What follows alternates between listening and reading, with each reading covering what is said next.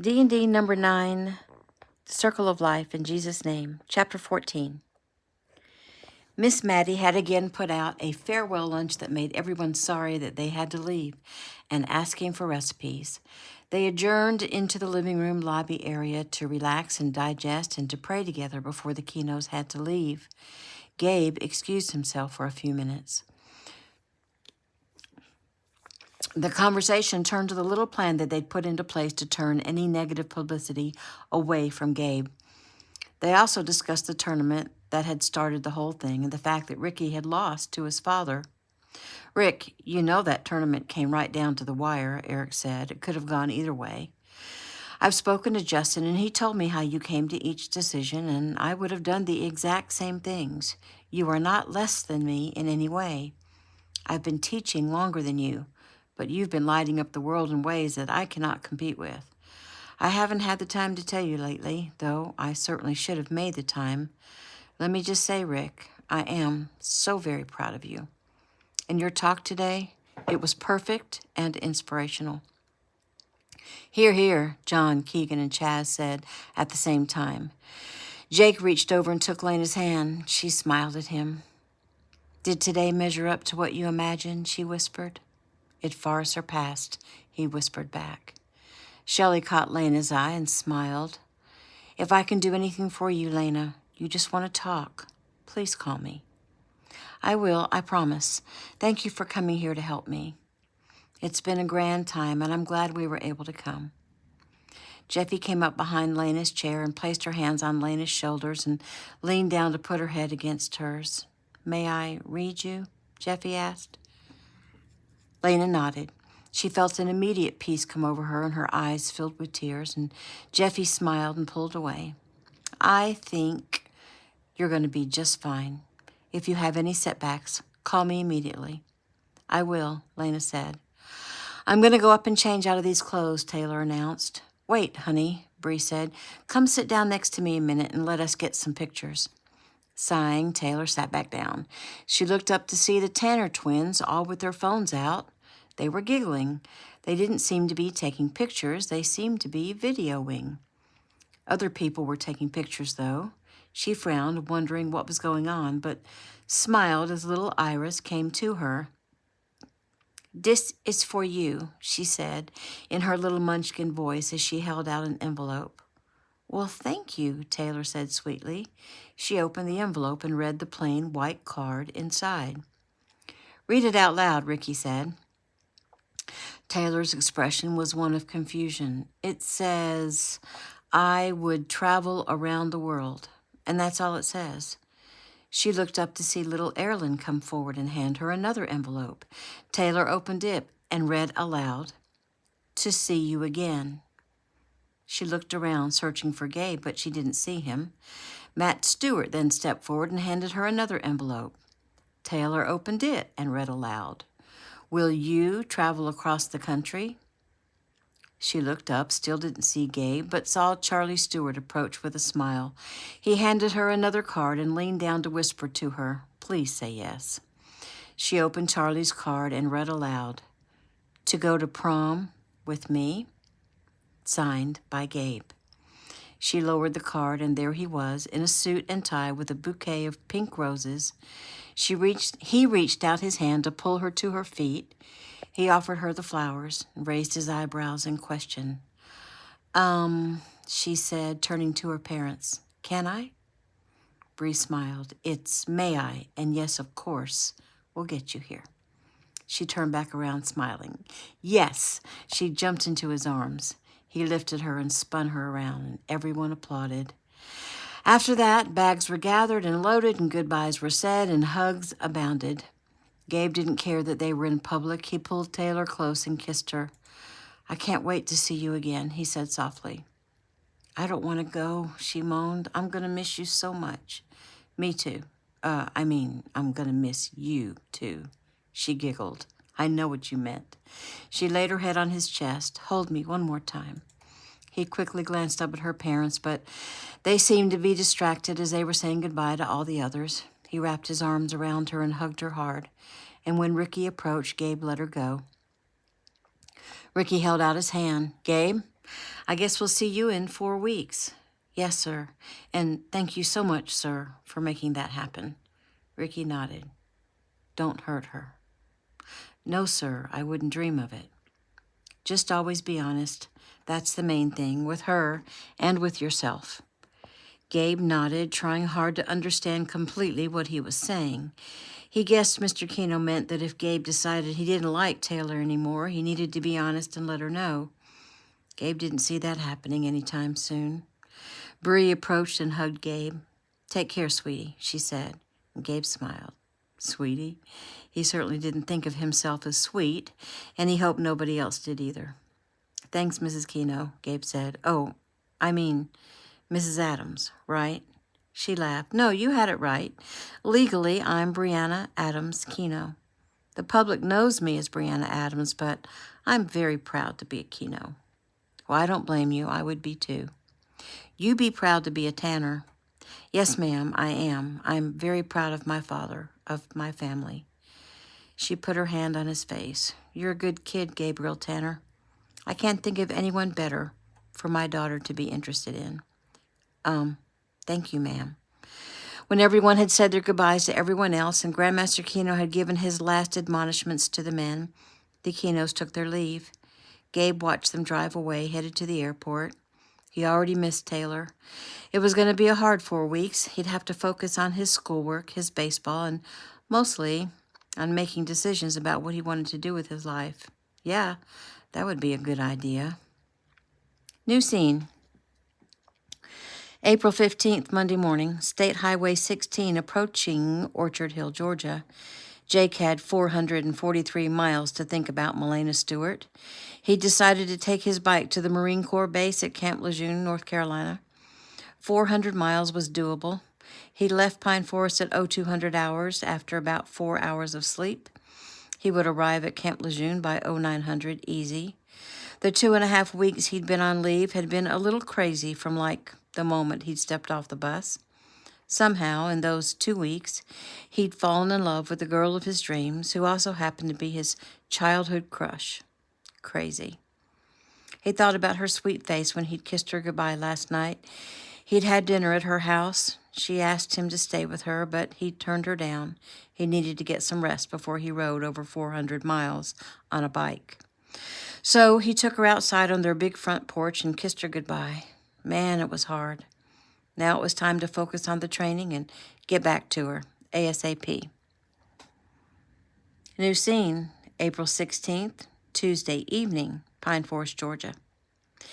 Gabe thought about his game as he drove home.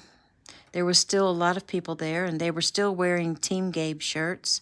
He tried to play it down. He was part of a team, and whether they won or together they would lose.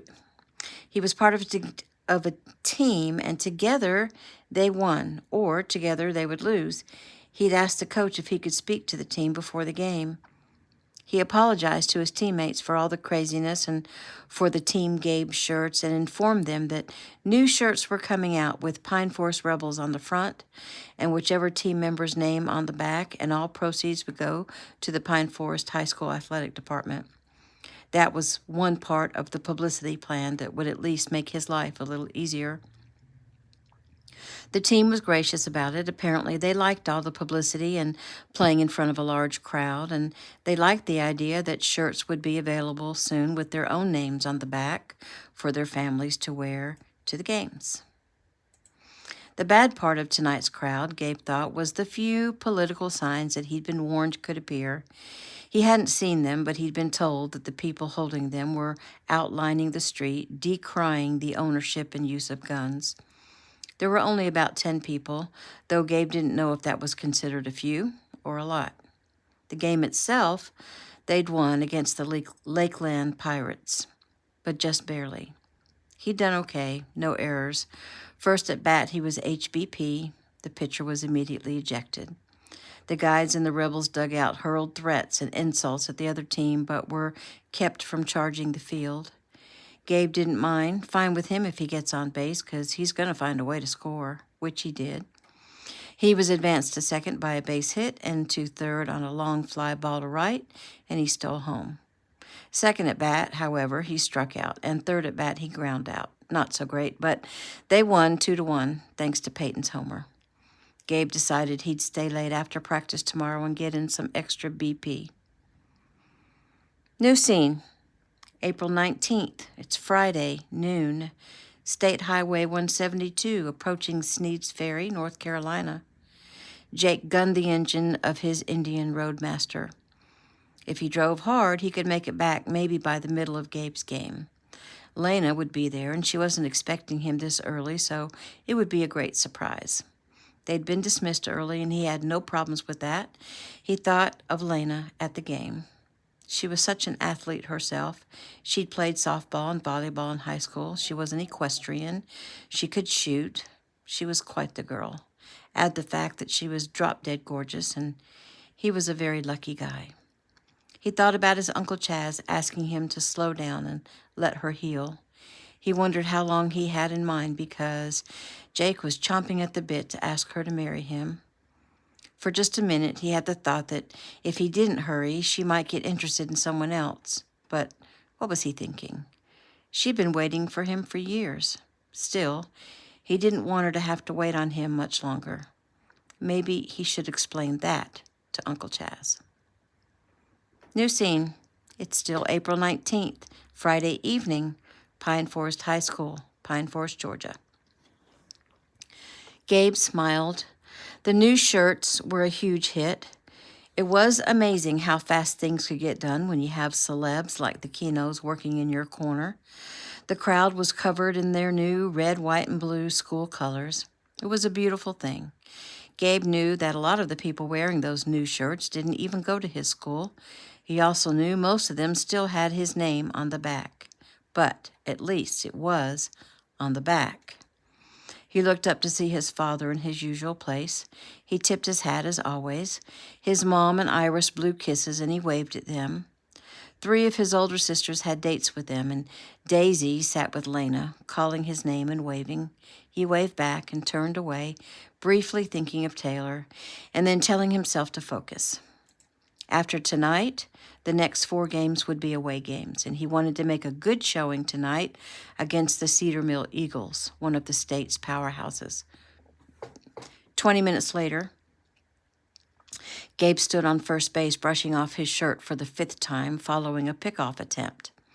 He thought he wouldn't get tired of pitchers throwing at him, but in truth, he was getting pretty frustrated. This was ridiculous. The pitcher that threw at him had been tossed immediately, and Gabe had been sent to first. The next pitcher was determined that Gabe was not going to steal second, and Gabe was just as determined that he would. He now took a giant lead. What happened next was one of the 2 things Gabe had hoped for, either a balk or an overthrow. The pitcher, in his haste, didn't step off the rubber. Balk. Gabe was awarded second. He smiled hugely, clapped his hands hard, yelled at the batter to bring him in. The pitcher started walking toward Gabe. Gabe held his hands out to his sides. What? The pitcher kept coming. Some of his own infielders ran toward the pitcher to try to stop him. Coaches were on the field complaining. The first baseman grabbed his pitcher. You don't want to do this, man. That kid can take your head off. The pitcher looked past his teammate. Your kung fu crap doesn't scare me. Gabe smiled and waved him forward in a classic Bruce Lee gesture. Lena was on her feet. Come on, Blue. Give me a break. Throw him out. You tell him, Gabe. Get him, boy. Chaz and Lisa had to smile at their daughter. Though Charlie and Matt were yelling just as much, it was Lena they were glad to see buck up. The umpires made it to the pitcher, settled everyone down, issued a warning. The game resumed, and Gabe took a huge lead off a second. Keegan shook his head. He didn't like what was going on, and Gabe wasn't helping matters. He'd have to have a word with his son. He glanced around to see where the sheriff deputies were stationed and took note of his Ameritech agents dispersed throughout. It was at the end of the 4th inning that there was a rumble of a motorcycle. Jake parked right by the entrance and headed in. Keegan and John noticed him immediately as he scanned the crowd looking for his family and his girl. Lena was standing, screaming something at the other team. Jake smiled. That's his tough girl, he thought with pride. She turned and saw him and shrieked. She practically climbed over 3 people to get down to him. Throwing herself into his arms, she wrapped her legs around his waist and held on tight. And since he was wearing his fatigues, the people watching assumed it was a military homecoming and began to stand and clap. That made Jake chuckle. Well, this is a much better homecoming than the last one. Same girl, different reaction, he said in her ear. Lena laughed. Gosh, that seems like a really long time ago. 3 weeks, but yeah, it seems longer. He set her down, pulled her along with him to the side of the concession building, and kissed her like he'd thought about for the past 400 miles. When he finally pulled away, Lena grabbed his hand. Come watch. It's been a crazy game. We're tied up. You missed the good stuff. She went on to explain to him what had taken place.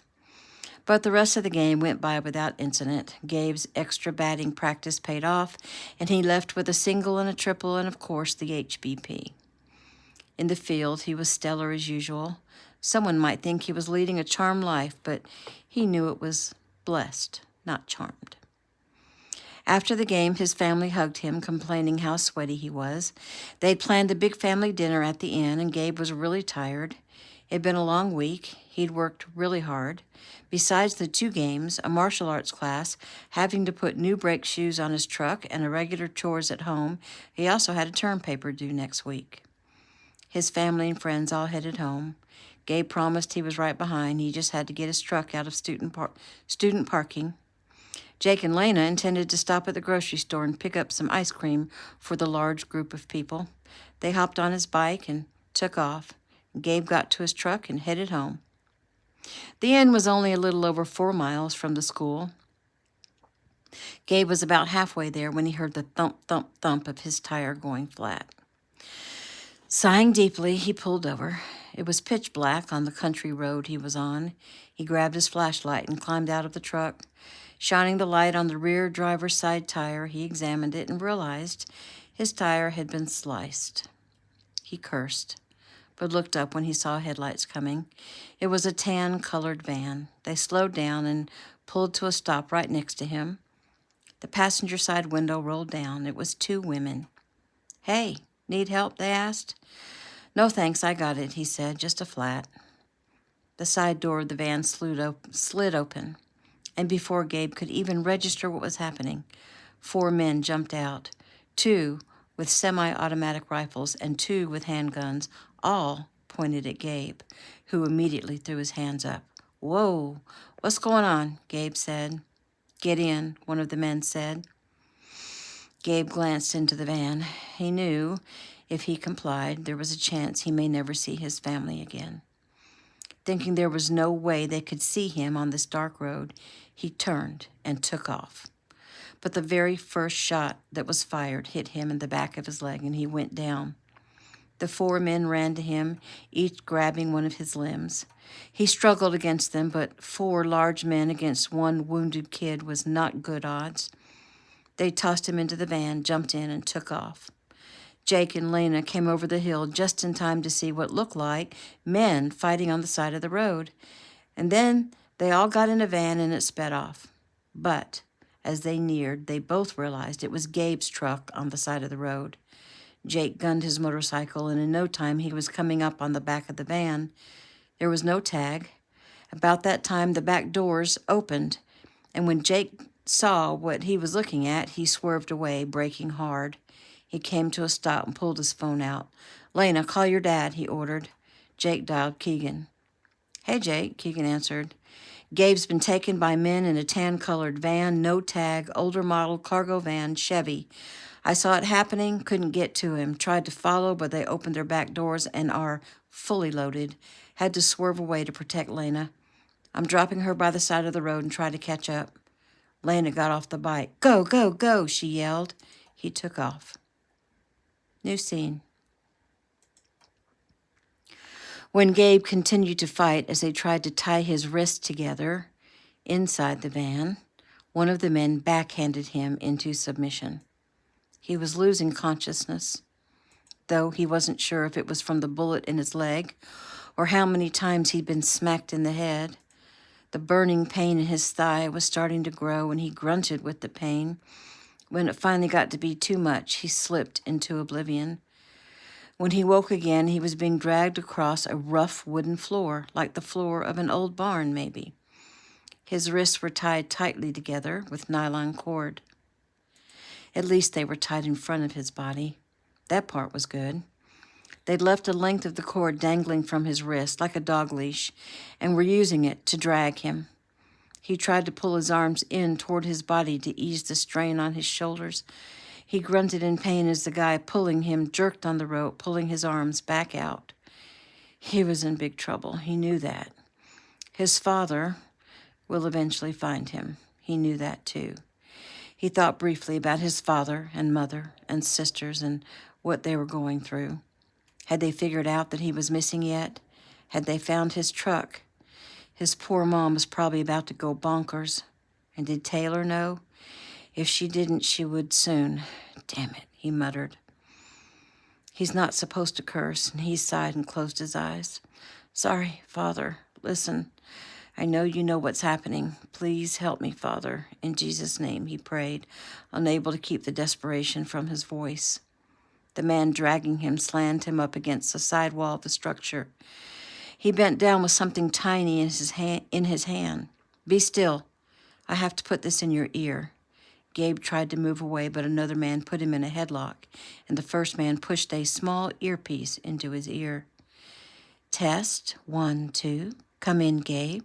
Can you hear me? Gabe stilled. The voice was not what he expected. It was feminine. She spoke clearly and slowly, almost sweetly. One of the men kicked his foot, causing the pain to start again.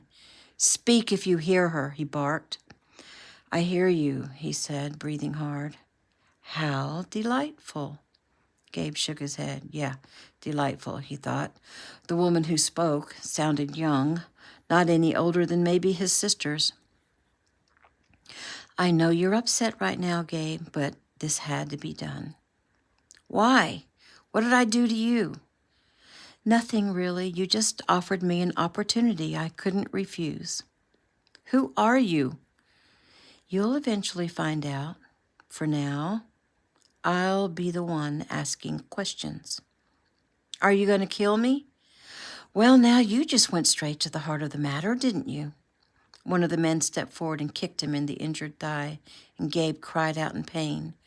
What was that for? He asked as he gasped for breath. Well, Gabe, that was so that you understand who's in charge here. I told you, I'll be the one asking questions for now. You just speak when spoken to. I know you're used to being the alpha male, but that's not how it works around here. Gabe didn't respond. He tried to adjust his position to stop the pain, and he grunted with the effort. So, how does it feel to get shot, Gabe? He drew a deep breath. It hurts like hell. She was silent for several moments. Well, maybe now that you know how it feels to be shot, maybe you should reconsider the use of your guns. Breathing hard, he thought about what she proposed. No, because I don't shoot people. But you would if you had to, right? He suddenly realized something. Are we live? Like on social media? The man kicked him again in the thigh, and Gabe cried out. In answer to your question, Gabe, no, we are not currently broadcasting, but we are recording, and it will eventually be broadcast far and wide. Now, you answer my question. Would you shoot a person if you had to? Like one of these guys. Would you shoot one of them? Without hesitation, he said, glaring up at the one who kept kicking him. But you've never shot anyone before? No. He slid farther down, almost flat on his back, trying to ease the hot, searing pain in his leg. Have you killed anything? When he didn't answer fast enough, the guy kicked him again. Please stop doing that, Gabe said sternly. Answer her question. I shot a bobcat once, he said, breathing hard. Why? Because it was trying to eat me. How were you so sure it was trying to eat you? He drew a deep, painful breath. 'Cause when a bobcat is running at you full speed and springs into the air with its claws aimed at your neck, you just know. Anything else? He grunted with pain. I don't understand the question. Have you killed anything else? Deer? Ah, a Bambi killer. How did that make you feel? He waited several seconds before he answered. Full. He braced that time, knowing the kick was coming. It didn't make it hurt any less. Gasping for breath through the pain, he took a chance to speak. You're going to have to take me to the hospital, you know, if you don't want me dead. The bullet needs to come out and the bleeding needs to stop. Please, I need to go to the hospital. Sorry, Gabe. That's not going to happen. He closed his eyes because he felt the tears coming. He was going to die, and he really didn't want to die. New scene. Keegan was relieved of duty at the helm, and Jason took over. Jason had called in the troops. Jeff and Joey, Cam and Jeffy, and computer expert Jensen were boarding the jet with him. Jason's liaison with the FBI was contacted. They would need every resource they could gather. The Tanner home was set up as base. Lisa Stewart took little Iris to stay with them, hoping 7-year-old Erilyn could help with the tiny tot. Jake had come back from his search empty-handed. They'd gone back to the Tanner house to report. They have to be close by, at least closer than you think, John said. I mean, Jake was on their tail in only 30 seconds, and that road is a long road before any major turnoff. They had to have turned off onto a side road. Or they turned off on a side road and waited for Jake to pass and then continued on their way, Keegan stated. Well, I had an APB out almost immediately. There's been no tan Chevy cargo van spotted. No tag tells me they're still somewhere in this county, Ty said. Lizzie stood just outside Keegan's office door. She couldn't stop the tears. Her baby was taken by who knows who. Her son, her little Gabriel. She felt like she was going to pass out. Jody tapped her on the shoulder. Come on, sweetie. We're going to have a prayer in the living room. Lizzie nodded and headed in. Right now, the only ones here were her twin girls, and Lena and Jody. Jody was a rock. She was both Lisa's and Lizzie's best friend. She was an angel, and when things went bad, it was always Jody and her husband John who rose to the occasion. Lisa was at home taking care of the young ones. Jason and his team hadn't arrived yet, and the 7 women fell to their knees. Jody prayed. It seemed like a small prayer circle, but what they didn't know was there were people dropping to their knees all over the country. First, in their little town of Pine Forest, Jody had gotten the word out to their pastor, so all of the people in their church congregation were contacted, who also called everyone in their extended families. Gabe's teachers and coaches and teammates and classmates and their families and extended families were called. On their knees in California, Eric and Shelley, Ricky, Bree, Mark, Bella, Breeze, Angel, Kimmy, young Eric, Jojo, and Logan, Mickey, Daniel, Jeremy, and last but definitely not least, Taylor. Taylor, who was inconsolable. Taylor, who believed she and Gabe would be together forever. Taylor, who hadn't told anyone that she was in love with Gabriel Tanner. She hadn't told anyone because she was 16 and people would just think it was dumb puppy love like it had been with Logan. But this time, she knew she would love Gabe forever. And then Bree made a few phone calls with Jason's permission. One to Toby and Caroline Nash, who would reach out to all of the music and dance communities and their New York friends, and another one of them to Isla August of teenspotter.com. She promised Isla exclusivity on breaking news if she would start a prayer chain for Gabe. The promise was made, And when Isla found out that Gabe Tanner had been brutally taken from the side of the road and was officially kidnapped, she went at it like a woman possessed. She also went at it because she felt a twinge of responsibility. Once she broke the news and asked her millions of followers to get on their knees and to get the message out to any and all social media biggies, within 2 hours, Gabe's abduction and the request for prayer had gone mega viral. Isla asked her followers to write out their prayers in the comment section. Hundreds of thousands of prayers were being written for Gabe, for his family, even for the kidnappers. The love and compassion being shown forth, it was a beautiful thing. Meeting over for a few minutes until Jason and FBI arrived, Keegan went to find his wife. He found her on the front porch, and she turned when he came out. Her face was wet and swollen. Her body was trembling. Her twins had been trying to console her. They just told her that Heather was on her way. Keegan moved forward and touched her face. "Sweet Elizabeth," he said softly, "I swear to you, I will find him, and I will bring him home." She nodded, trying to believe him. "Just like you did Jeff, right?" "Yes, baby, just like that." She put a shaking hand to her head and looked up into his eyes and passed out. He caught her, scooped her up into his arms, and carried her inside. New scene. Gabe. He heard the call but didn't want to answer. He'd finally gotten a little comfortable lying on his side on the floor. "Gabe, answer me." He sighed and drew a breath. "I don't want to talk. I'm sleeping. Leave me alone." The kick hit just the right spot and he grunted, the pain immediately bringing tears to his eyes. "Please, stop doing that," he begged. "Gabe, I have more questions. So ask them. What is your opinion of women?" "Well, my opinion of you right now is pretty low." She laughed. "That's fair. But really now, how do you feel about women?" He sniffed.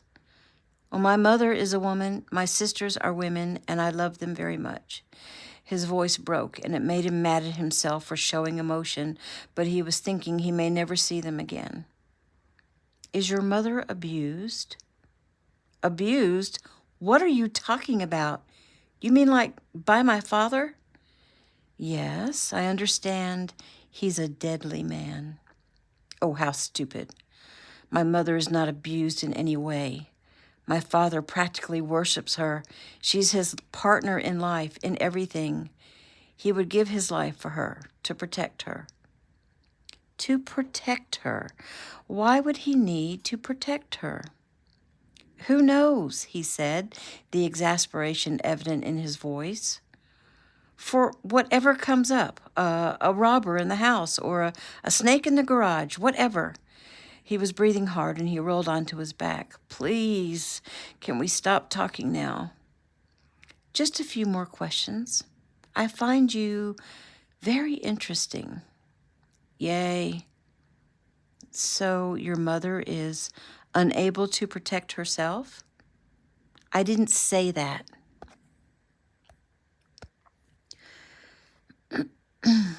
"My mother is a strong, capable person, and she would do anything she could to protect herself and her children." His voice broke again and he sniffed loudly.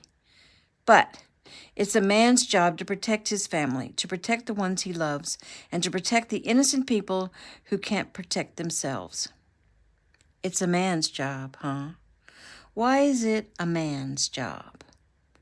For the first time, there was a little bit of emotion behind the voice, and Gabe realized he'd hit a sore spot, and he decided to push it.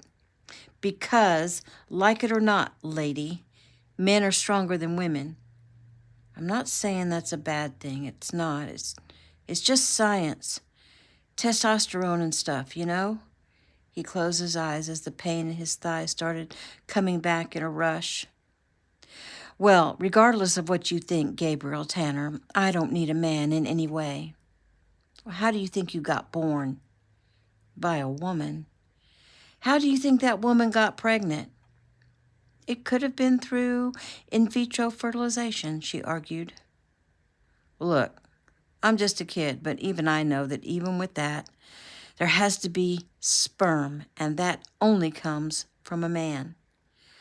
I'm just saying, Gabe, that we don't need a relationship with a man. What do you think about that? I don't care. I don't need a man, and my organization doesn't need men, except 4. What are you talking about? Except the 4 men you needed in order to take me off the side of that road. Gabe rolled quickly in order to protect his leg. The problem was that gave them access to his face, and he put his tied wrists up to try to block. He was grateful when they finally stopped kicking him. He tried to wipe the blood gushing from his nose with his shoulder. She gave him time to catch his breath, and when she spoke again, she was back to her calm, sweet voice. How many girls have you taken advantage of, Gabe? Breathing hard, he shook his head as he tried to recover. I don't understand your question. Every girlfriend I've ever had, when we broke up, it was a mutual decision. No hard feelings. That's not what I meant. He sighed. What do you mean then? How many girls have you had a relationship with and then just left them?